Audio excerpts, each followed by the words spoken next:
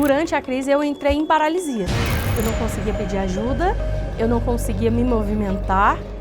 Começou a dar uma apatia, um estado de ururu, de prostração, nada tá te ânimo, né? Era terrível, olha, muito terrível, um sofrimento agudo, uma coisa assim insuportável, uma situação de tortura mesmo. Os problemas de saúde mental têm se transformado em uma epidemia global. No Veracidade de hoje, vamos ouvir especialistas, conhecer histórias reais e, principalmente, entender como identificar os sinais de alerta e onde buscar ajuda. Somente no ano passado, no Distrito Federal, cerca de 15 mil pessoas foram afastadas do trabalho por transtornos mentais. As causas mais comuns foram ansiedade, depressão e bipolaridade. Transtorno bipolar, os desafios e a superação de quem vive a doença.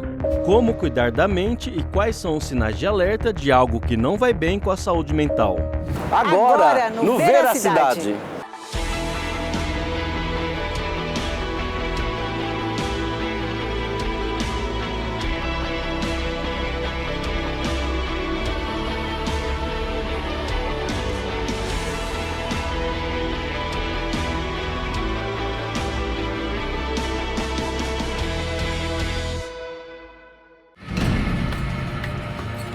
Passava, às vezes, o dia, algumas madrugadas, algumas vezes, andando pela rua, falando sozinho, uma situação bem aguda mesmo. Higiene pessoal, zero. Então, o estado de sofrimento psíquico agudo, de psicose aguda, que chamam de esquizofrenia, né? É uma coisa bastante sofrida.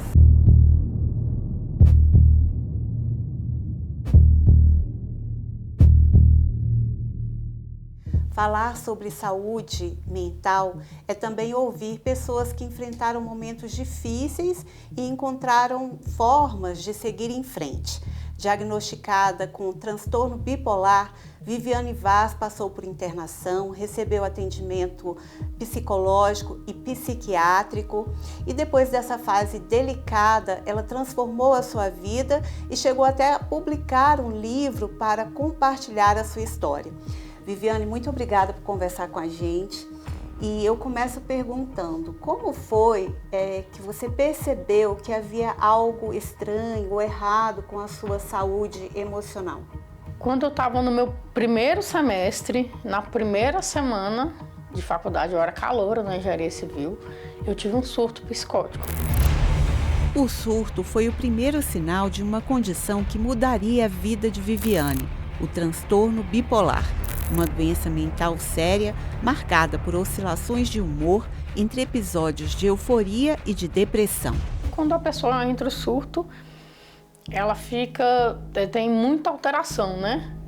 Tem alteração de consciência, o surto tem a psicose, que é um pouco de quebra da realidade. De que forma isso impactou a sua vida familiar, a sua vida na universidade? Olha, eu tive 7 internações, todas as minhas crises, eu era aluna de graduação da engenharia civil. E uma crise, principalmente o surto, impacta tudo, né? Você destrói o seu relacionamento, você destrói a sua parte financeira, você destrói a sua parte acadêmica. No caso, eu não trabalhava, então eu tive prejuízos em todas as áreas da minha vida, porque você fica totalmente disfuncional. Foram 8 anos para conseguir se formar em engenharia civil, um caminho longo marcado por crises intensas. O tratamento veio com terapia, medicamentos e uma mudança completa de rotina. Desde 2007, Viviane não teve mais nenhuma crise. Hoje você está há muitos anos sem ter uma crise. Qual foi a mudança que aconteceu para que essas crises não acontecessem mais? Houve uma mudança de hábito, houve uma mudança de tratamento, houve uma mudança de perspectiva, o que foi? Eu criei mais consciência, mas assim, nos primeiros anos, 2001, 2007, eu tinha crise todo ano, porque eu não tinha conhecimento tanto da doença e tanto do que era o tratamento. Foi uma palestra do Dr. Gabriel Graça, na UNB, que ele deu uma palestra no grupo No Apta, que ele explicou que o tratamento não bastava ser medicamentoso e terapia. Eu fazia, 2001, 2007, eu fazia terapia às vezes 2 vezes por semana, tomava medicação e vivia tendo crise.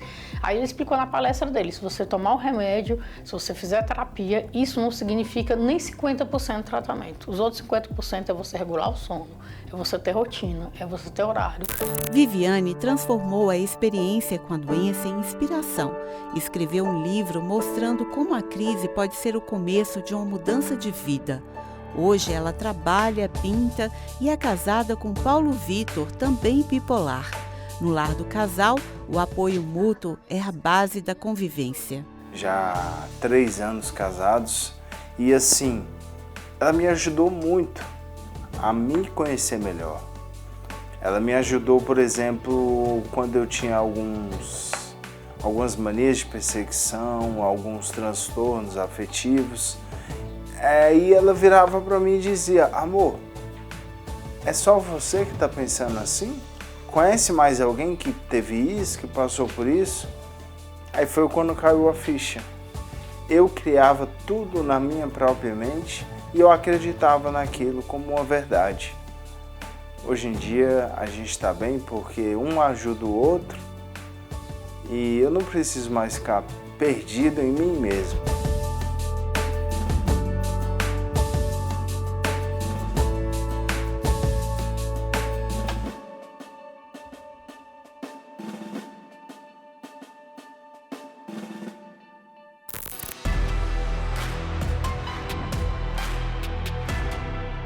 Nós vamos conversar agora com a deputada Deise Marílio, que é enfermeira e tem um mandato voltado para as questões de saúde, principalmente, entre outras questões. Um dos projetos da deputada trata sobre uma política de saúde nas escolas, tanto voltado para professores como para estudantes. Deputada, o que trata esse projeto? Qual é o objetivo desse projeto? Boa tarde. Boa tarde quem está nos assistindo. A gente sabe que a saúde mental, a gente nunca mais vamos ser os mesmos depois da pandemia.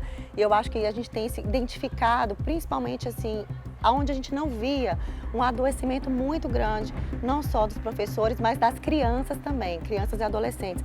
E eu acho que esses projetos são importantes para que a gente possa fomentar políticas públicas e a gente tem trabalhado num formato muito transversal, porque a gente acredita que a saúde mental é algo muito transversal.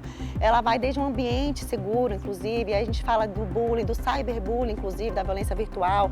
A gente tem outros problemas também, que a questão é da conjuntura mesmo, mas a gente entende que é importante projetos também que mobilizem os estudantes. Então a gente tem pensado em projetos que a gente possa atender também quem faz assistência a esses estudantes, mas também aos próprios estudantes.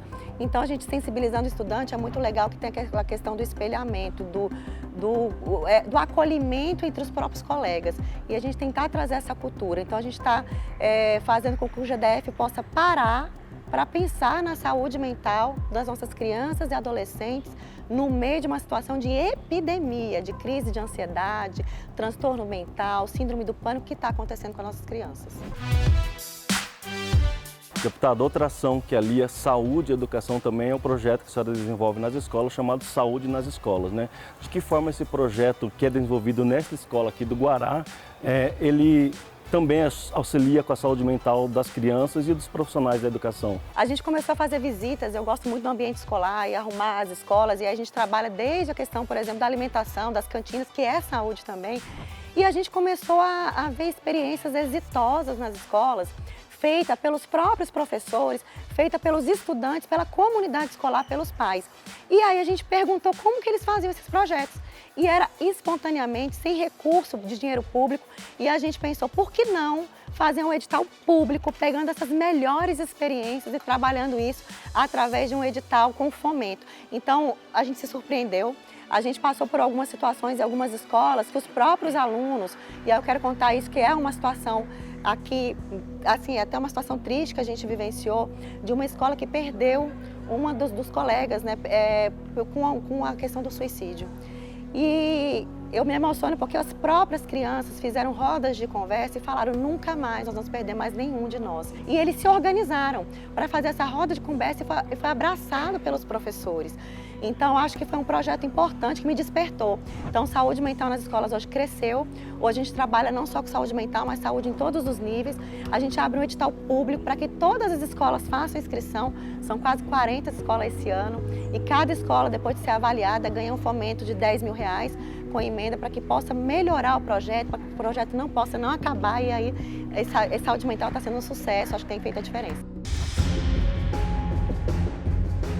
Deputada, hoje o DF conta com 18 CAPs. A senhora acha que é um número suficiente, ainda mais porque tem essa divisão de CAPs? Como é que a senhora avalia a situação dessas unidades especializadas? Não são suficientes, a gente vê isso inclusive pelo tempo de espera para alguns atendimentos e consultas. A gente tem hoje em torno de 100 psiquiatras para o DF inteiro, para mais de 3,5 milhões de pessoas, e numa situação pós-pandêmica de adoecimento mental. A gente também tem muita dificuldade, não só com a unidade, a estrutura física que não está comportando, mas eu quero destacar aqui uma coisa que a gente tem cobrado muito, que é ter os servidores que fazem saúde mental. Então a gente precisa de psicólogo, de assistente social, da equipe multiprofissional. E não se tem concurso de especialista no DF desde 2014. Bastante tempo. Muito deficitário. Como que nós vamos falar de saúde mental sem o servidor que exerce a saúde mental, que aplica a política pública de saúde mental? E aí eu chamo a atenção para o CAPS, em especial de crianças e adolescentes, que a gente precisa ampliar esse atendimento urgente. Mas eu falo não só do atendimento quando a gente já vê a doença, mas a gente pensa muito como enfermeira em determinantes sociais, análise de conjuntura, que a gente precisa tratar como promoção. E o que a gente está fazendo aqui nas escolas é isso, é prevenção e promoção.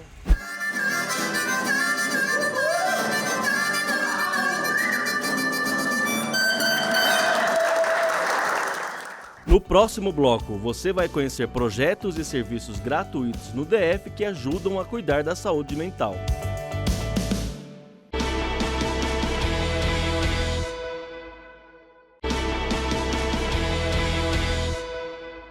Durante a crise é desesperador, porque a única coisa que você quer é entrar num quarto escuro, deitar em posição fetal. Ansiedade, esgotamento emocional e estresse são transtornos que afetam pessoas de todas as idades e condições sociais.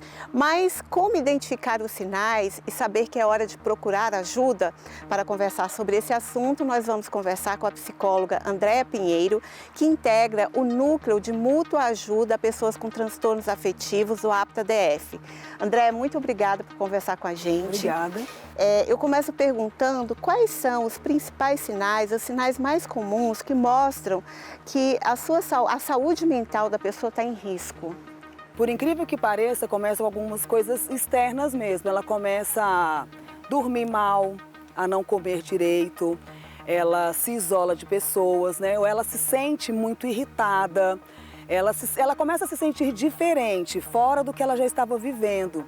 Então, essas coisas começam a comprometer sono, coisas que ela gostava de fazer, ela não quer mais fazer, coisas que eram habituais, ela não quer mais curtir, ela já não acha mais graça nisso da vida cotidiana, né? Então, são sinais de alerta.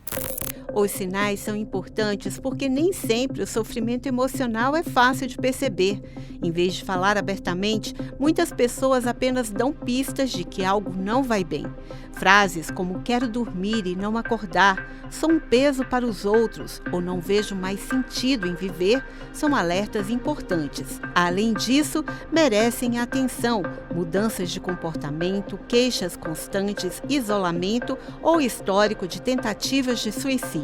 Classicamente, teve alguma perda, alguma dor, pode procurar ajuda, porque não sara sozinha. A gente às vezes acha que o tempo vai fazer com que as coisas sarem, com que as coisas vão passando e não vai. Então, assim, divórcio, perda, não é só coisa ruim, inclusive, sabe? Assim, vai casar, chegada de um bebê, tudo isso é hora de buscar porque está tendo uma mudança de vida. Esse estresse está acontecendo. Então, a pessoa precisa se readaptar a essas mudanças. Então, a qualquer alarme, nunca é besteira para um psicólogo, né? Na hora que chega o psicólogo, nunca é nada à toa para se falar. É sempre muito importante, a gente considera qualquer fala importante. Então, se a pessoa percebeu, alguma coisa saiu do eixo, mesmo que ela não saiba, que é o mais difícil, como eu falei o exemplo do luto, é mais fácil, né? Alguém morreu, de certa forma eu sei que eu estou assim, mas quando não, e por que eu estou triste? Por que eu estou me sentindo assim? Pode buscar, não tem nada em vão e o tempo não resolve sozinho. E você faz parte do núcleo de mútua ajuda a pessoas com transtornos afetivos, que funciona nesse espaço, que é a Faculdade de Medicina da Universidade de Brasília. Você pode explicar como funciona o grupo e também como as pessoas podem recorrer ao trabalho desse núcleo, Sim. que é o APTA-DF? É um grupo de ajuda terapêutica, né, ajuda mútua. Ele funciona todos os sábados aqui, exceto julho, dezembro e janeiro, de 3 às 4h30. São 4 encontros, normalmente, né, porque são aos sábados, do qual vem pessoas que nós podemos fazer um trabalho de conversa, de acolhimento, de escuta. Segundo a OMS, saúde mental é o estado de bem-estar que permite à pessoa lidar com os desafios da vida e se relacionar com o mundo ao redor. Como cuidar da nossa saúde mental? Olha, eu acho que existe sim exercício físico, uma boa alimentação, dormir bem e o autoconhecimento. Porque a partir do momento que a gente se conhece, a gente vive num mundo de muitas comparações, num mundo de uma rede social que é muito linda, né? Que a gente fica buscando quem somos e a nossa identidade. Então, construir essa identidade cotidianamente, se reencontrar, e isso acontece por meio realmente do autoconhecimento. Para finalizar, então, só uma mensagem para as pessoas que estão assistindo com relação a esse cuidado com a saúde mental, em olhar a si mesmo, ter práticas de autocuidado. Olha, se importe com você, sabe? O tempo não resolve tudo sozinho e tem solução. Sim, é possível resolver. Você só não sabe ainda, né? A pessoa só não sabe ainda como resolver. Então, tem como ter o cuidado. Tem solução, sim. Você não precisa fazer isso sozinho, né? Nós estamos aqui, os profissionais da saúde estão aqui para te acolher, mas não deixe isso para outra pessoa fazer, não. Você que tem que fazer por você. Tem solução. Um pensamento ruim é só um pensamento ruim, ele vai passar. Mas busque ajuda para que você organize tudo isso na sua vida. Então é impossível o tratamento, que você pode chegar à estabilidade da saúde mental, quebrar o estigma que psiquiatra é profissional de doido, não é loucura, tem tratamento, né? E acredito muito em Deus, no poder superior, que pode te ajudar também, junto com a medicina e com a fé. Ciência e a fé ajudam. Nós vamos conversar agora com a subsecretária de Saúde Mental da Secretaria de Saúde do GDF. Ela vai contar para a gente como que é organizada a rede de atenção psicossocial aqui no DF. Secretária, como é que funciona a estrutura de atenção à saúde mental aqui no GDF, por favor? A rede de atenção psicossocial aqui do Distrito Federal, ela é dividida, em todo o Distrito Federal nós temos 18 unidades que são de serviços mais específicos, que são os CAPs, mas a rede em si ela conta com todas as unidades de saúde, então todas as UBS, todas as UPAs, todos os hospitais e os CAPs fazem parte da rede de atenção psicossocial. Secretária, como é que um paciente, uma pessoa que percebeu que está com algum problema de saúde mental, como é que ele procura o sistema de saúde aqui no DF? Ele vai direto no CAPS ou ele vai direto numa unidade básica de saúde? Como é que funciona essa logística, esse tratamento? Então, ele pode procurar uma unidade básica de saúde, se o processo de sofrimento dele foi um processo de sofrimento mais leve, mais moderado, ele não entender bem ainda o que está acontecendo, né? Se ele tiver com um processo de sofrimento mais grave, ele pode ir direto ao CAPS, não precisa de agendamento, né? Ele tem um CAPS que vai responder à área que ele mora, então ele chegar lá e todo dia tem acolhimento. Na UBS também tem atendimento todos os dias e lá o profissional, a equipe da UBS vai verificar qual que é o serviço que melhor atende às necessidades dele. São 18 CAPs, né, secretária, que a senhora contou, mas esses CAPs são diferentes entre si, né? Cada unidade tem um tipo de atendimento, né? Quais são esses atendimentos que os CAPs oferecem? Então, nós temos 4 CAPs que atendem crianças e adolescentes, que são os CAPs-I, e aí eles se dividem no território do Distrito Federal. Temos também o CAPS AD, que é o CAPS que atende as pessoas com o uso, né, prejudicial de álcool e outras drogas. Eles são em número de 7. Também são divididos no Distrito Federal e atendem as regiões de saúde. E temos 6 CAPs que são CAPs geral, que a gente chama, que atendem as demandas de transtornos mentais gerais, que não estão envolvidos com o uso, né, abusivo ou prejudicial de álcool e outras drogas. Todos os CAPs têm equipe multiprofissional, tem equipe de médicos, tem equipe com enfermeiros, com psicólogos, assistentes sociais. E a ideia é fazer esse atendimento multiprofissional, O acolhimento é a porta de entrada e depois, chegando lá, aí vai ser direcionado para o atendimento que melhor atenda às necessidades do caso dele. E, secretária, em caso assim, de um transtorno grave, né, a pessoa esteja um surto, em alguma condição muito precária, existe algum tipo de atendimento especializado dentro da rede? Sim, nós temos em caso de surto, né, em caso de crise, a família, a população pode ligar para o SAMU, que o SAMU pode fazer essa busca, né, num caso emergencial. Ela pode também se direcionar para as UPAs do Distrito Federal ou para a porta das unidades dos hospitais. E lá, então, eles vão receber esse primeiro cuidado, né, em especial os casos, por exemplo, de tentativa de suicídio, que são demandas clínicas. Essas portas da UPA e a porta de Hospital Geral é uma porta que pode contribuir bastante, né? E temos também 2 portas de atendimento especializado, que é no Hospital São Vicente Paulo, né? E também no Hospital de Base, esses com psiquiatria na porta para casos também mais graves. Mas a gente recomenda que procure a porta mais perto da casa, então a UPA muitas vezes é o local que tem sido mais procurado pela população. Secretária, pela experiência da senhora, como é que está a situação da saúde mental aqui do pessoal, dos moradores do DF, né? Como é que está, em geral, a saúde mental das pessoas? Essa situação está melhorando, está piorando? Em geral, como é que a senhora avalia esse contexto? Então, nós temos registrado um aumento da procura, né, das demandas do serviço de saúde mental. E isso é muito positivo, porque demonstra que a população está mais sensível e está com menos medo de procurar o serviço quando é uma situação de saúde mental, né, de crise, de sofrimento. A gente observou que isso já é um efeito da pandemia, onde as pessoas tiveram mais contato com esses processos de sofrimento. Então, o que a gente pode verificar é que existe uma maior procura, né? Para essa maior procura, a ideia então é que a gente ofereça mais serviços. Então, hoje, o nosso principal trabalho tem sido para ampliar essa rede. A gente está em processo de construção de entrega de 5 novos CAPs. 2 já estão em construção, 2 estão sendo licitados e mais um vai licitar agora. A ideia é que até 2027 essa rede se expanda, além de aumento de carga horária, de profissionais, recomposição, né? E aumentando essa rede para que cada vez mais perto das pessoas elas possam acessar os serviços. Secretária, a Secretaria de Saúde desenvolve campanhas de conscientização como o Setembro Amarelo e o Janeiro Branco, né? Do que se trata essas 2 atividades, esses 2 eventos? Qual o objetivo de cada um desses eventos? A gente tem trabalhado a ideia de 365 dias pela saúde mental, né? Então todo dia do ano, todo mês é um mês que precisa falar sobre isso para conscientizar as pessoas para que elas busquem ajuda, né? Em especial, mês de janeiro e setembro são meses que são mais marcados, né? Com ações mais específicas, em que as empresas, as instituições, as escolas trabalham de forma mais ativa esse tema. E a ideia é justamente fazer com que a população busque ajuda, né? Que a gente consiga ultrapassar os estigmas e preconceitos ainda que estão ligados a esse tema.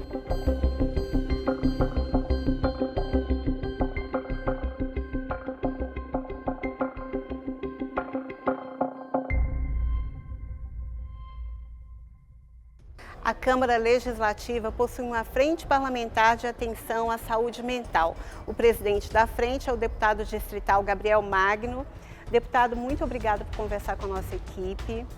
E eu começo perguntando, né? A questão dos transtornos mentais são hoje uma questão de saúde pública. Qual o papel do Poder Legislativo no enfrentamento dessa questão? Acho que a Câmara, a gente constituiu, né, a Frente Parlamentar de Saúde Mental integradora, preservando, né, sempre uma diretriz fundamental da reforma psiquiátrica brasileira, do cuidado em liberdade. Eu acho que o papel do Poder Legislativo, nesse caso, eu vou destacar em 2 grandes temas, 2 eixos. O primeiro é de fiscalizar. É um papel constitucional do Legislativo de fiscalizar as ações do Poder Público, do Poder Executivo, para saber, para cobrar, né, se está sendo de fato respeitado o que a legislação prevê, né, aquele serviço que é fundamental para garantir os direitos previstos na Constituição, previstos na lei orgânica e no conjunto da legislação brasileira e distrital. Acho que esse é o primeiro papel importante da frente. Um segundo papel importante é de propor ações, seja ela através de legislação, né, ou de indicações ao Poder Executivo, ou até mesmo o que nós temos feito nesses últimos anos, que é de acionar os órgãos de controle. Tribunal de Contas, Ministério Público, o próprio Poder Executivo, tanto em âmbito local quanto em âmbito nacional. E tem um terceiro também, que eu acho que é fundamental, que é parte do papel legislativo, que é de representação. A gente tem tido, e tem muito orgulho de dizer, que a frente, nesses anos, conseguiu representar, eu acho que o movimento dessa luta da saúde mental, da luta antimanicomial no Distrito Federal, dando voz, muitas vezes, a quem não tem esse espaço, principalmente os usuários, né, do sistema, que poucas vezes tem espaço para poder apresentar suas demandas, dar opinião, sugerir inclusive ações importantes para o poder público agir, mas não só os usuários, mas o conjunto também dos servidores, né, que também sofrem nesse processo, né, quando os direitos não são plenamente garantidos. Um dos pontos importantes é a questão da saúde mental nas escolas. E o senhor tem se pronunciado e cobrado aí a presença maior de psicólogos na rede pública de ensino do Distrito Federal. Qual é hoje a situação, deputado? Bom, nós temos primeiro duas leis, uma lei federal e uma lei distrital, que no texto dessas duas legislações, ela diz que cada escola do Distrito Federal e do Brasil, mas no caso nosso do Distrito Federal, deveria ter pelo menos um psicólogo, né, para fazer parte dessa atenção integrada da política de assistência à saúde mental também. Tem outras tarefas, obviamente, a psicologia escolar dentro da escola. Hoje, na rede de educação, nós temos apenas 93 psicólogos concursados na Secretaria de Educação.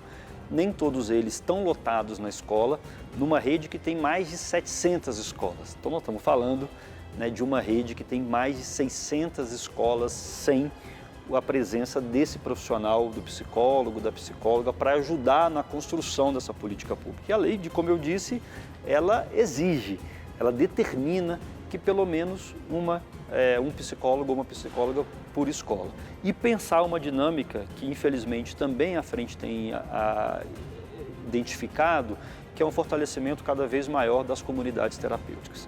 E aí, recentemente, agora no mês de agosto, nós tivemos um infeliz episódio, que foi um incêndio em uma dessas instituições, onde pacientes estavam trancados, infelizmente faleceram, né, vieram a óbito num local, numa clínica ilegal, não estava regularizada do ponto de vista do seu funcionamento, além das várias violações que a gente também tem recebido na frente, que as comunidades terapêuticas, na sua grande maioria, fazem nesse tratamento, que é o tratamento sem liberdade, o cuidado com violações de direitos humanos, com inclusive muitos casos que chegam de tortura, que também tem levado à frente a propor ações para o Ministério Público, Tribunal de Contas e para o governo do Distrito Federal.